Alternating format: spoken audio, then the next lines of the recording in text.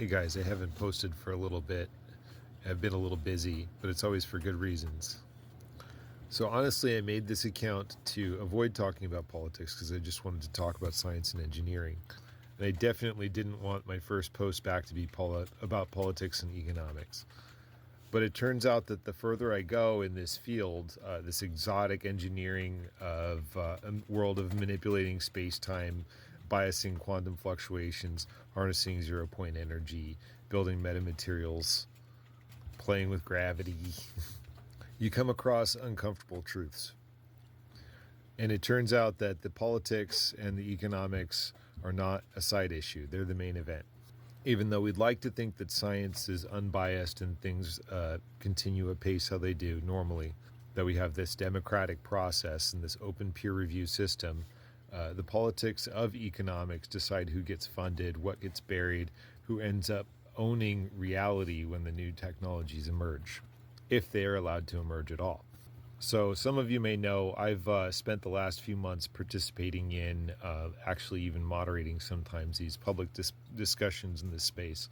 And I'm trying to help hold the space between these scientists, engineers, dreamers generally exploring gravity research, quantum gravity, all these concepts in engineering and physics to get breakthrough, truly unique propellantless propulsion breakthrough technologies. And that's been super inspiring and amazing, and I've learned so much. I still have so much more to learn, and I'm just enjoying myself. But certain, call them recent current events, have put me on to a closer attention to the motivations and backing of the agencies that control different aspects of our lives. And my experience in this other space has begun to show me, even though it might seem really open and expressive, it's actually sometimes really guarded and tight. And you find the limits of this freedom when you start pushing against certain boundaries. So the other day I asked a question that turns out to be dangerous, which is, who funds this and who are your backers? About some rather important game-changing, world-changing technology with great ramifications for the species. And you'd think that wasn't like a controversial question. That's rather important. But because it's controversial, that's why it's important. And because it's important, that's also why it's controversial. And when I asked these questions in public to the person themselves, the mics went silent from our end. And that could have been an accident. I'm not saying anything. Oh, they said that was impolite. That's just not the way business is done. That's not the way this business is done. That's not done. We don't ask those questions. And the funny thing is, later on, this individual recommended me directly to the person that I was trying to question, as if I wanted a piece of the action, as if I couldn't take a principled stance on these matters myself. Because if you start to push against the paradigm, some people just assume you want money or you want access.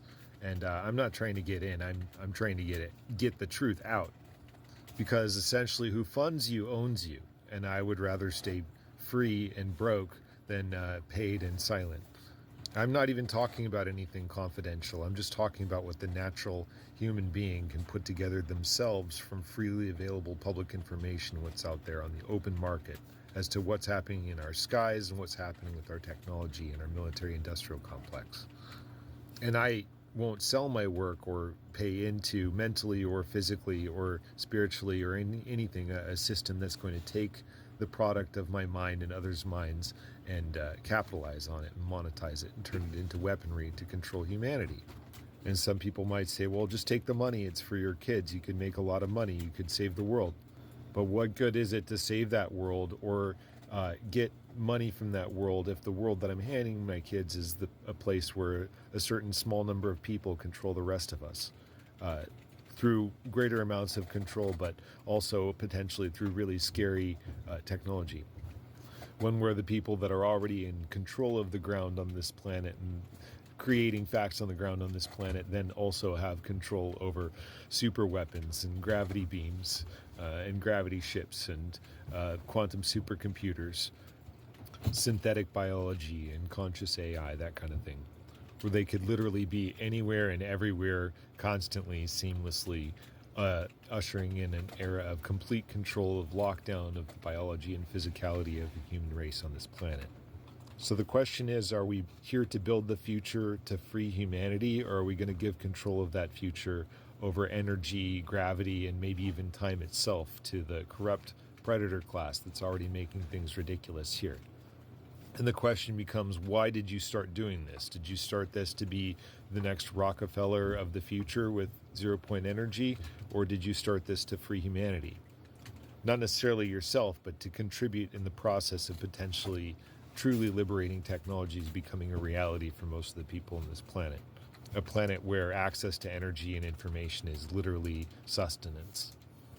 So my line in the sand here is that I stand for truly open source research, and that science stays in the public domain, and especially the most important science stays in the public domain, and it's guided by integrity and peer review, not secrecy, and not the patent system necessarily.